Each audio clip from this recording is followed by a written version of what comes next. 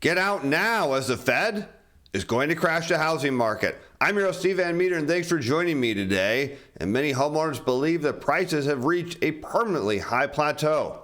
But as the Fed has recently determined that their policies are going to crush demand, and as demand falls, well, so too does price. Let's pick today's story up where we head over to the Fed, who recently wrote a paper titled "The Volatility in Home Sales and Prices, Supply or Demand."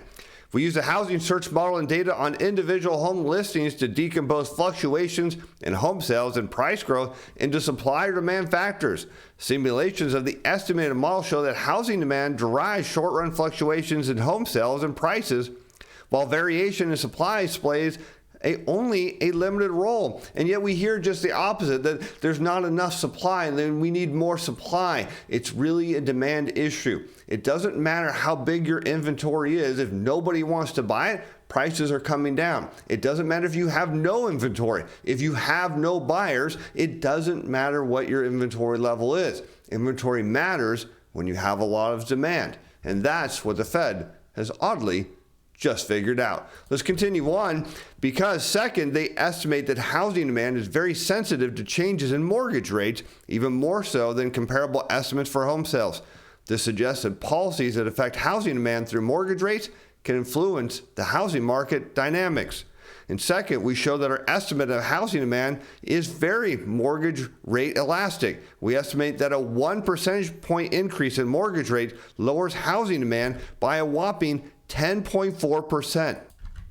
This is a larger demand sensitivity than rates than they thought. And here you can see what happened recently is we have seen an increase in mortgage rates. This is looking at 30-year mortgage rates from somewhere around a 2.7% low in early 2021 all the way up to around 5.7% now. And if that math holds true, that a 1 percentage point increase in the mortgage rate lowers demand by 10.4%, that means demand is coming down by more than 30%. And that is staggering because, as we know, when demand falls, well, price is going to go with it. Let's continue on, because higher mortgage rate sensitivity of demand combined with our main results showing that a short-run housing market fluctuations are largely explained by demand suggests that policies that target mortgage rates are an effective way to influence short-run fluctuations in the housing market.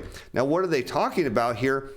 Is how does the Fed drive rates up? Well, the Fed doesn't control long-term interest rates. Those are a function of inflation and growth expectations. But in the short term, raising the federal funds rate does have an impact. But the bigger impact that many believe is the actual factor here is the Fed's balance sheet. Now, you remember, they bought a large amount of mortgage-backed securities, and they continued up until recently buying those, and then they stopped, and mortgage rates reacted violently and headed higher. Now, the Fed is selling those same mortgage-backed securities, and many believe, and we will see in time, that those are expected to push mortgage rates even higher, and that will squish demand in a big way. But we know that's what the Fed wants. They want to cool the economy off.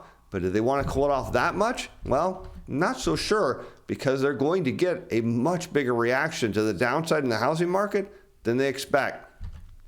Because mortgage demand is sinking even as rates drop. Now, I want you to think, as we go through this section, how this impacts the banks, because what is the big bread and butter profit center of the large commercial banking system? And that is mortgages. Not only first-time buyers or first-time mortgages, but refinance mortgages. Big money here. And mortgage rates dropped for the second week in a row, but we didn't revive demand from homeowners or potential buyers. So here you can see that rates are falling, but demand's not rising. And what is that telling you? That financial conditions are tightening. It also tells us that perhaps the wealth effect from the stock market coming down is having a direct impact on buyers. We know that's true in the high-end market, because typically higher-end home sales has everything to do with the stock market going higher, because that's how wealthy people, of course, get their down payment and can afford it. Rates fell 10 basis points last week and have declined 24 basis points in the last 2 weeks, but total mortgage demand dropped 5.4% from a week ago. According to data from the MBA, this week's results include a holiday adjustment to account for early closings the Friday before Independence Day. And these concerns showed up in applications to refinance a home loan, which dropped 8% for the week, and we're down 78% from the same week 1 year ago. And as we get into earnings season and we think about banks and they're going to have their earnings announcements, their bread and butter is down 78% from a year ago. That is huge decline. Is going to impact their earnings, their revenue, and of course their profits, but it also speaks to demand. So you think about where demand is coming from. Well, if applications are falling, what do you think demand is doing? It's going to fall. And home purchase applications, the refinance share of mortgage activity decreased to 29.6% of total applications from 30.3%. And that makes sense because if you've already financed your house at a lower rate, why would you refinance at a higher rate unless you needed to extract money from your equity? And people generally don't like to do that at a higher rate. Home purchase applications also fell for the week and for the year, down 4% and 17% respectively, and rates are still significantly higher than they were a year ago, which is why applications for home purchases and refinances remain depressed. Purchase activity is hamstrung by ongoing affordability challenges, which is clear due to higher prices and low inventory. Again, what if we had a whole bunch of more inventory? Would people still be able to afford these higher prices and these higher mortgage rates? Well, that's a debate that I think I disagree with. I don't think people can. I don't think it matters if we had a lot more inventory, but the market and experts believe that we just need more inventory. Of course, what will happen is when the economy hits into a recession, we'll have too much inventory, and that will help drive prices down even more. But are rates likely to fall? Well, that's a good question, because our June data shows the inventory recovery accelerated, posting the second straight month of active listings. So now we're seeing more people wanting to cash in on their house, sell their house now before it's too late, as listings grew more than they have in the last 3 years. We expect these improvements to continue as a typical buyer is yet to see meaningful relief from quickly selling homes and record high asking prices. And what this means, of course, for the housing market is if we look at where mortgage applications bottom, if we look at different points. Now, I actually did the screen capture, but I forgot to save it, so I'm going to circle those points on this chart, and I want you to see that when applications fall to very low levels, what direction do rates go? And they go down. And here we're going to take a look at that at the 30-year Treasury. We see that rates peaked somewhere around early 2014, and they went down. They went back up again. We see applications again hit a low point. As I say applications peaked, I meant applications hit a relative bottom near early 2014. That took rates down. We see applications went back up, came back down in early 15. Rates went down. We see again applications bottoming again near late 2018, early 2019. Rates go down, and again around early to 2020, late 2019. And here we are again at that same point, and that many people think, okay, well, rates can only go higher here, but if demand for mortgages is falling and banks who profit on them, their profits are going to go down, what direction do rates have to go? Banks have to effectively buy rates down, because if they don't, their profit center is gone. And if you understand that rates are going to fall in the future and what impact that has on your portfolio, well, there's a strategy that can reduce its equity risk during market fluctuations, during bear markets, and pick up a larger exposure to Treasury securities, and that's Portfolio Shield. I'll put a link up here in the corner description below. It just re-hedged for July, and of course I got the latest data for you to take a look at, because the notion that we're going to have a recession, well, that's real, and the bond market is telling us it's coming soon. As we head over here to Bloomberg, who headlines that Wall Street's favorite recession signal is back as curves invert. Short-term yields climb faster as the Fed hikes to slow the economy. The Federal Reserve's bid to contain the hottest inflation in decades will end in a recession. If that's the message the bond market is telegraphing. Key sections of the Treasury curve have inverted after Friday's U.S. inflation shock drove traders to boost bets on the pace of the Fed tightening. Two-year yields exceeded 10-year rates for the first time since April on Monday. And I want to put this in context for you, is that people buying bonds are getting a higher yield for 2 years, tying their money for 2 years, than they are for tying their money up for 30 years. And if that doesn't make sense to you, it shouldn't, because that's not how the bond market should be. Normally, you should get paid a higher rate the longer you tie your money up. So what is the bond market trying to tell us? That growth and inflation expectations long term are lower than they are now. And what does that mean for the economy? It means we're headed into a recession. That's what the bond market is trying to tell you, is that we're heading into a recession, and the Fed is continuing to tighten, which we'll talk more about here shortly.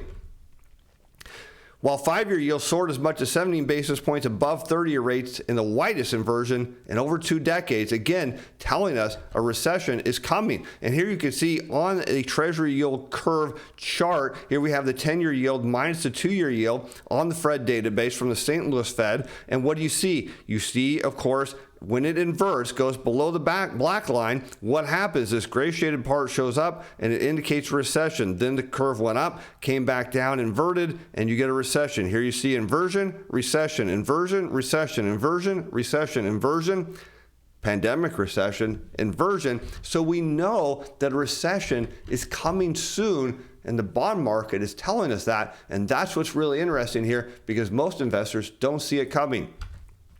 And markets are pricing in a growing risk that the Fed will fail in its bid to engineer a soft landing for the world's biggest economy as the battle against inflation heats up. Swaps traders see more than 70% odds that U.S. policymakers will deliver a 75 basis point hike this week, the steepest increase since 1994, and there's talk of a 1 percentage point move. And that's interesting because the Fed is going to continue to tighten, and the bond market is saying you're making a huge mistake here. You're going to drive the economy into recession, and that's going to collapse yields even more, because not only do you see that mortgage applications are at a low level, and that leads to lower rates, but what happens after a curve inversion to rates? Well, we're going to talk about that here in a moment, but let's keep up with the story, because the U.S. curve inversion is a clear sign that market participants see a real risk of a recession. Metre has been forecasting a terminal Fed funds rate of a whopping 3.75 to 4%, and now the market has shifted toward that. So what they're saying is the market now believes a recession is indeed coming. Bad news for stocks, great news for bonds, and also bad news for the housing market. We'll look at that here shortly. And bonds and stocks have come crashing down this year as major central banks move forcefully to tame supply-driven cost pressures, as the Bloomberg Global Aggregate Index of bonds has dropped 15%, hurting many people who are diversified in their portfolio. But stocks, well, they're down 20%, even when accounting for dividend payments. And most investors are really questioning, because their bread and butter 60% equity, 40% bond strategy is down a lot more than it normally would be. And that's because of the bond market. But what you're hearing and what you're seeing is the bond market's about to make a big reversal here, and the yield curve is telling us that. Now let's take a look at what this means for house prices. So here we have the yield curve in blue, and I've overlaid all transaction house prices for the United States on a year-over-year rate of change. And here's the 0 bar for house prices. So we can see when a curve inversion happens, sometimes housing prices actually go down, but the growth rate you see here in red, it tells us that home price growth is going to slow dramatically. Here you see a curve inversion, home prices slow dramatically. Here we see a curve inversion. They actually went up during the dot-com bubble, but notably going into the great financial crisis, we see an inversion, and they actually contracted pretty hard. As we all know, we see a curve inversion, and if it wasn't due to the pandemic and all the fiscal and monetary stimulus, this probably would have gone down. And now the curve is saying that home price growth is going to come crashing down. And along with that, also the equity market, because we note that when we see curve inversions here, you can see 2 of them. What then happens to stock prices, again, the 0 bar being the yellow line, we see stock prices fall on a year-over-year rate of change. They actually contract. Curve inversion, stock prices contract. Curve inversion, contraction. Curve inversion, contraction. Curve inversion, a little bit of contraction. Curve inversion, we're already in a contraction, telling us that stock prices are headed down even more. But for the bond market, well, this is the big news for it. What it's telling us, curve inversions mean rates. This is 30-year treasuries going down. Curve inversions, rates down. Curve inversions, rates down. Curve inversions, rates down. Curve inversion, rates down. And now we're going to see rates headed even lower. And for those of you in diversified strategies or in Portfolio Shield that's hedging with bonds, which is a very dynamic feature, you now know that that part of your portfolio is at some point soon going to head higher, but as the Fed keeps up with this, home prices are going to come crashing down along with the economy. I'm your host, Steve Van Metre. Thanks for watching. Thanks for being fans. Bye now.